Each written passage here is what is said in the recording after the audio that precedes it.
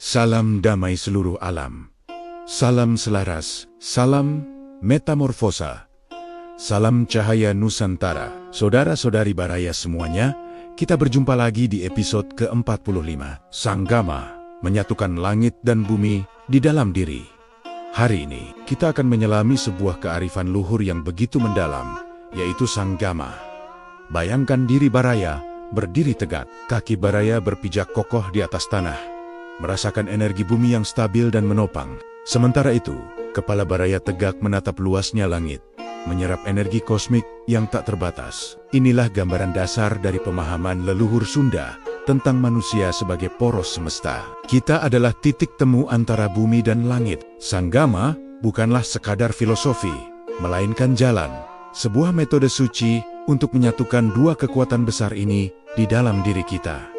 Mengapa ini begitu penting? Karena dalam hidup, kita seringkali terjebak dalam salah satu yang ekstrim. Ada yang terlalu fokus pada dunia materi, mengejar harta dan pencapaian duniawi hingga lupa pada sisi spiritualnya. Sebaliknya, ada pula yang melayang terlalu tinggi dalam dunia spiritual, kehilangan pijakan dan koneksi dengan realitas kehidupan di bumi. Keduanya menciptakan ketidakseimbangan, harmoni sejati, kesejahteraan yang utuh, lahir ketika langit dan bumi bertemu dan bersatu dalam tubuh serta jiwa kita. Leluhur Sunda memiliki istilah indah untuk dua aspek ini. Buana Nyungcung, yang melambangkan langit atau alam atas yang bersifat spiritual, dan Buana Larang, yang melambangkan bumi atau alam bawah yang bersifat material.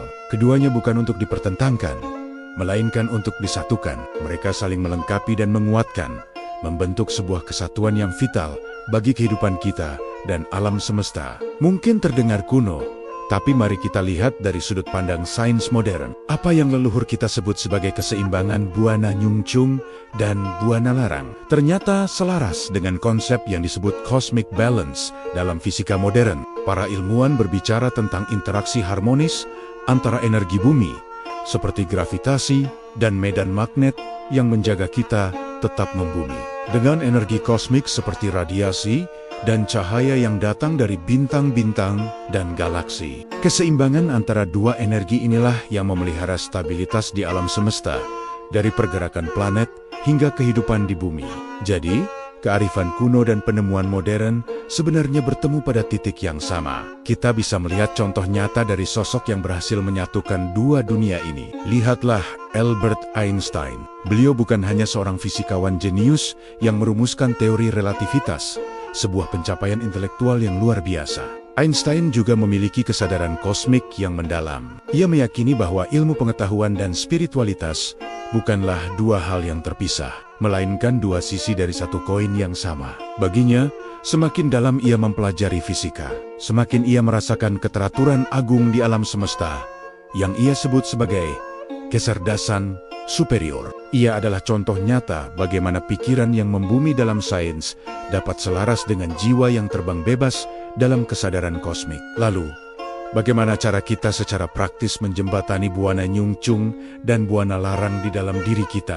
Disinilah peran terapi energi hadir. Sebagai salah satu jembatan modern yang saya, Reza Rahasia, gunakan untuk membantu proses ini. Melalui metode ini, saya bekerja untuk membersihkan hambatan energi dan menyeimbangkan aliran energi dalam tubuh, sehingga energi bumi dan energi langit dapat mengalir bebas dan bertemu secara harmonis di dalam diri. Sanggama, pada intinya, adalah ilmu tentang kesatuan kosmos yang berpusat di dalam diri setiap individu.